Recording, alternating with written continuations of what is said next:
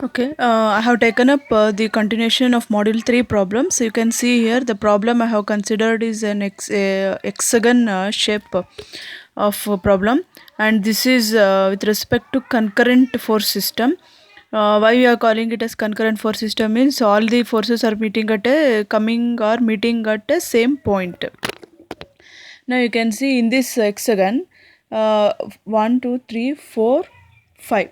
5 forces are coming from a single point. So it is a concurrent force system. Here, the question is here.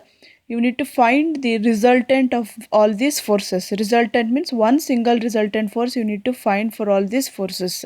So before going for finding the resultant of the all the forces, first we need to find the angles of all the given forces here.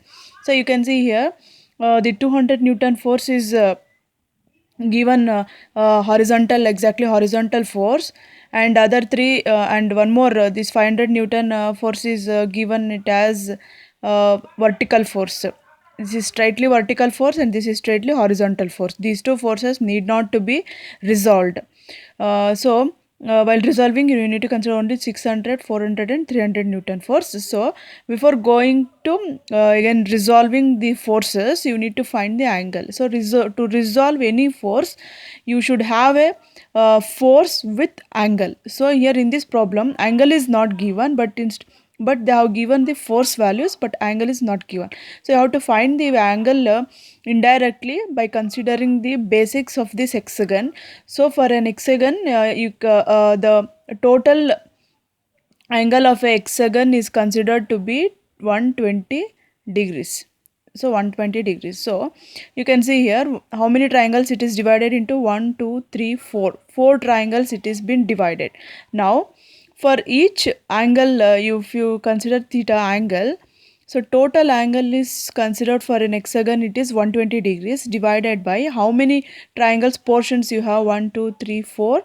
4 portions. So you can divide it by 4. So you are going to get 30 degrees. So for each portion of this hexagon triangular portion, it is 30 degrees. For each it is 30. You can divide it like this. So for each it is 30. Now you have got the angle. Next I am going to find the resolving. Find the resolved forces here. So you can draw here uh, a quadrant. You can draw a quadrant like this.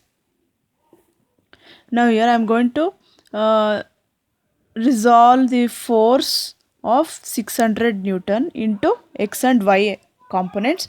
So you can see here the force is here, the force line is here, and the angle is with respect to, I have taken angle with respect to y axis. So y component become cos for 600 Newton force. So y component becomes cos, that is 600 cos 30 degrees.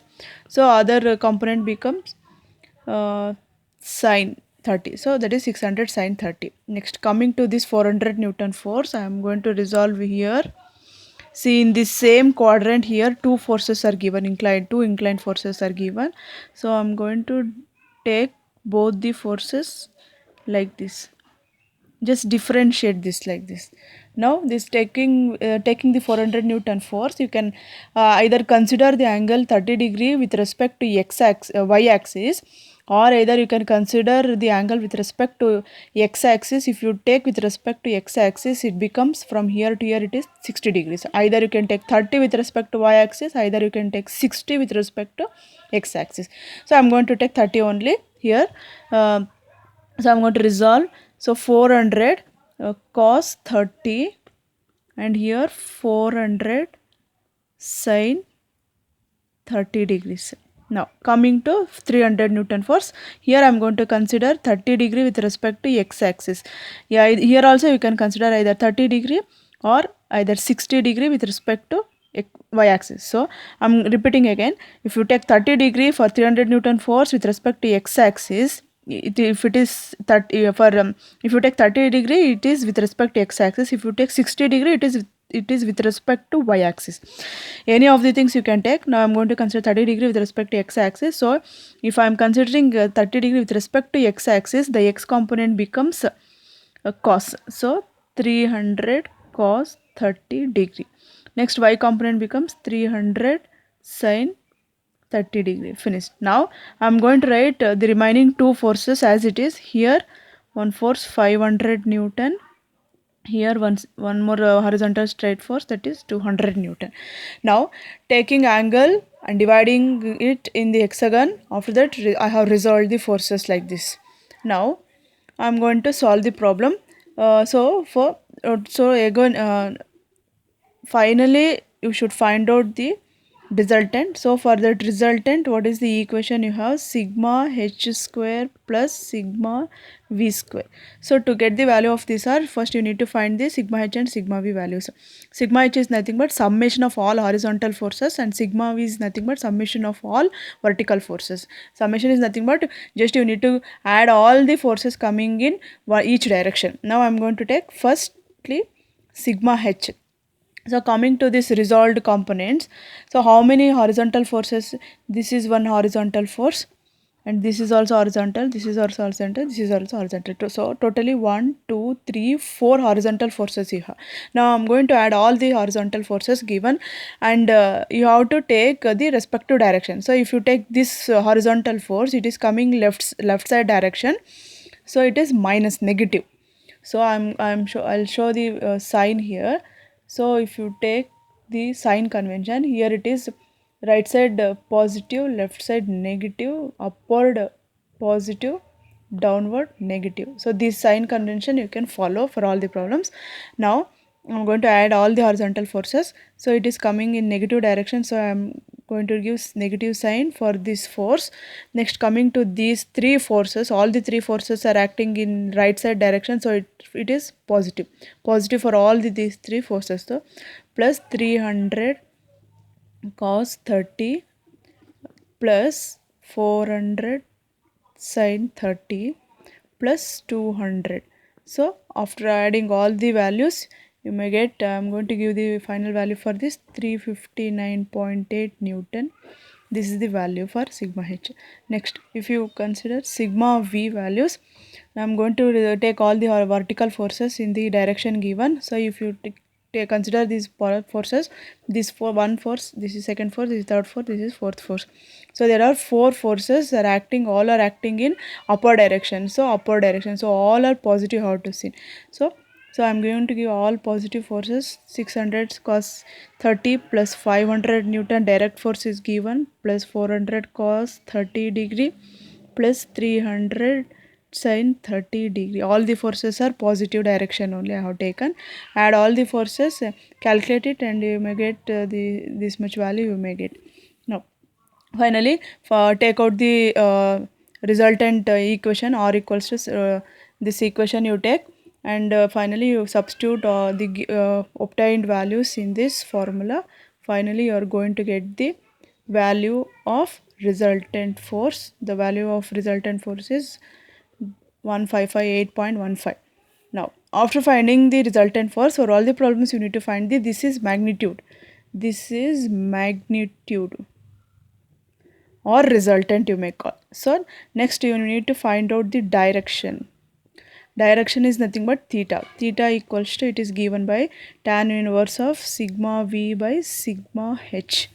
So if you substitute the obtained sigma h and sigma v values in the theta formula, you're going to get like this is 1516 divided by 359.8.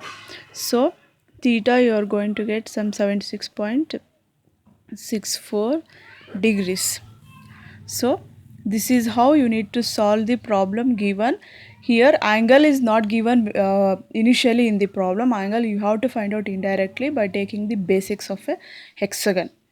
So this is the problem. Next. Okay, next, going to next problem. You can see here. You can see here force is given, straight force is given, and one more force, inclined force 600 Newton force is given. So now I am going to separate that forces. I have taken a small quadrant here. I am going to write the given forces. This is 800 Newton force given in this direction as it is. I have considered here. Leave about all these things. Next, next is 600 Newton force. Only thing is, The only thing is here I need to calculate the angle of this 600 Newton force. Directly 800 Newton force is given, 600 Newton inclined force is given. Here I should find the angle. So you can consider the triangle. So if you consider triangle AOB here already 60 degrees is given, and opposite direction, opposite value is given. This is inclined value is given, inclined distance. So if I take this triangle outside like this, so apply the cos and sine formulas here. Sine 60 equals to, so it is adjacent by hypotenuse. If you, from this you are going to get the adjacent side, and sine 60 if you take this is opposite by hypotenuse, you are going to get opposite side. So adjacent and opposite sides you will get by using this trigonometric functions. Next, here you need to find the angle here. If you find angle here, it is equal to here due to z angle. So if you take z angle here, the angles are equal. If you find here it is equal to here, then you are going to get the value theta value at this position. Next, so I'm going to find out here. Take triangle OCB, total triangle you take. Here see here, by taking this you can take tan theta. Tan theta equals to opposite by, you can see here, opposite is OB. Next, adjacent is BC. Adjacent is BC. Now from this you are going to get the theta value equals to 40.89. 40.89 you are going to get for this um, theta value. So you can consider 40.89 degrees. Now after that resolve it. After that resolve this force. This is with respect to x-axis, so this becomes 600 cos 40.89. This is 600 sin 40.89. Now one more force we have, this is 800.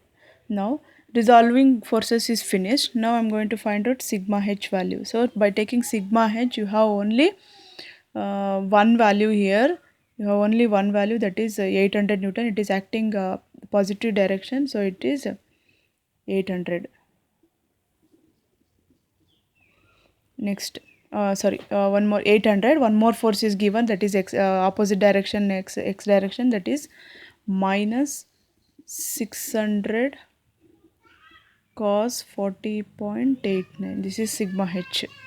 Now sigma v equals to only one force we have acting downward, that is negative minus 600 sin 40.89. So by solving this sigma h, you are going to get some 346.4. So sigma v equals minus 392.76 values you are going to get. Finally you substitute these values in this formula, resultant formula, to get the resultant value. So r equals to some 346.4 whole square plus minus 392.76 whole square. Resultant you are going to get some 523.7 newtons. Similarly find out theta equals to tan inverse of sigma v by sigma h, that is 340 minus 392.76 divided by you can consider minus and later, so 346.4. so you are going to get theta equals to negative 48.58 degrees. So likewise you have to calculate the resultant and theta value for the given problems.